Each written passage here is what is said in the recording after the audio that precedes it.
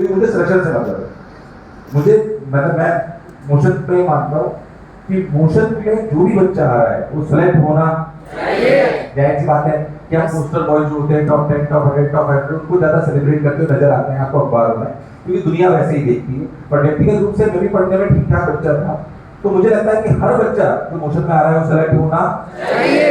तो जाहिर सी बात है हर होता नहीं, हर होता इस क्लास में से कुछ होंगे कुछ नहीं। पर आज कह रहा हूं जो आज मैंने कहा वो अगर आपने कर दिया तो इस क्लास में 50 सेक्शन पढ़ जाएंगे। और मैं सेशन लेने का मेरा पर्पस भी वही होता है। मुझे पता है कि मैं हर क्लास में जाता हूं तो 1.5 घंटे में मैं 25 सेक्शन पढ़ा के आता हूं कम से कम 100%। और वही मेरा थे। क्या मेरी बात एकदम क्लियर है? यस और नो यार? दूसरी बात थोड़ा लॉजिकली चलता है, आपको मेरी बात थोड़ी अजीब सी लगेगी बट सच्चाई है। मतलब हो सकता है मैं आपसे पहली बार ही मिल रहा हूं, पर मुझे आपको मुझसे प्रेम है। आपको मेरी बात मुझसे बनावटी लगे बट सच्चाई है। मुझे कौन जानता था आज से 15 साल पहले सिर्फ शिक्षा और बच्चों के प्रेम की वजह से मेरे को पहचान मिली है। समझ में आया? इसने मुझे जीवन में सब कुछ दिया है जो मैं चाहता था। तुम मेरे से प्रेम नहीं करो, ना मेरा और कोई व्यापार है ना मुझे कुछ और आता है। जैसे एक चीज आती है शिक्षा और बच्चे, और उसमें भी कॉम्पिटिटिव एग्जामिनेशन। ये समझ में आया? हम बोर्ड के भी एक्सपर्ट नहीं है, हम कॉम्पिटिटिव एग्जामिनेशन के एक्सपर्ट है, वो भी साइंस बेस्ड। बढ़िया समझ में आया? आईएससी आईजेएसओ जेईई तो साइंस बेस्ड कॉम्पिटिटिव एग्जामिनेशन, उसमें हमारी कोर एक्सपर्टीज और उसी का मैं खुद को एक्सपर्ट मानता हूं। तो कैसे गिटार बजाना है, कैसे फुटबॉल खेलना है, कैसे स्मार्ट दिखना है, कैसे क्या और चीजें करनी है, कैसे आपको सीधे सीधे बजाना आना चाहिए, ये अगर आपको सीखना है तो मैं आपकी नहीं। बट कैसे कॉम्पिटिटिव एग्जामिनेशन की तैयारी करनी चाहिए, क्या I am one of the best person? मैं टेलिंग यू कि आपको मेरी बात लॉजिकली सुननी चाहिए। मैं आपका वन ऑफ द बेस्ट सलाहकार हो सकता हूं? अरे सुनो यार, फिजिक्स केमिस्ट्री बायोलॉजी पढ़ना तो यार बाद टीचर आएंगे पढ़ेंगे पढ़ा जाएंगे, पर उसके अलावा भी बहुत कुछ है। इन्हीं क्लासरूम में कुछ बच्चे सेलेक्ट हो गए, कुछ बच्चे सेलेक्ट सबको सेम मिल रहा है ना, same material same teacher same environment same classes सबको सेम।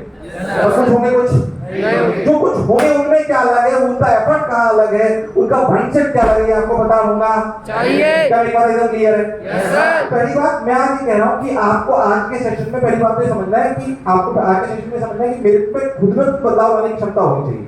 मतलब आपकी जो कोई पुरानी पीढ़ियां हैं, कोई सोचने का तरीका है, उसको तोड़ने की आपको क्षमता होनी चाहिए। तुम तो आज तक करते आ रहे हो, अगर वो भी करते रहोगे तो सिलेक्ट होगे, इस बात की गारंटी नहीं है। बदलना पड़ेगा खुद को। यस और नो? Yes sir. यस और नो? Yes sir. क्योंकि हिंदी माध्यम का बैच है, पहली बात मैं बता दूं, हिंदी माध्यम के बैच में होने से कोई फर्क नहीं पड़ता। कई बार हिंदी माध्यम के बच्चों को मैंने यूनिवर्सिटी में देखा है कि हम लोग हिंदी माध्यम के नहीं है, ये अंग्रेजी माध्यम से उनको इंफीरियर महसूस करते हैं। हर साल हमारे यहाँ से बहुत सारे बच्चे हिंदी माध्यम से सिलेक्ट होते हैं। माध्यम किसी बात की बाध्यता नहीं। इंग्लिश सीखने का काम जब आप एमटीएस में जाओ तो सीख लेना, इंग्लिश सीखनी पड़ेगी, इसमें कोई शक वाली बात नहीं। आपके मेजर जनरल जितने भी होंगे इंटरनेशनल लेवल के सब किस में होंगे?